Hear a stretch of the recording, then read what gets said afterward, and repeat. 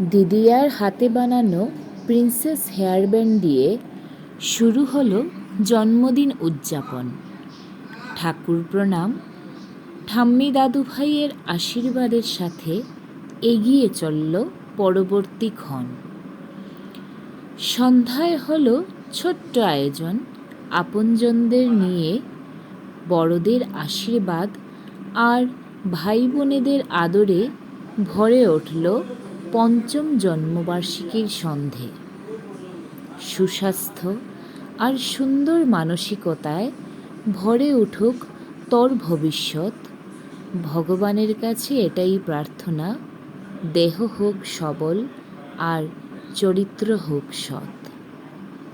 শুভ জন্মদিন বৃষ্টি সোনা।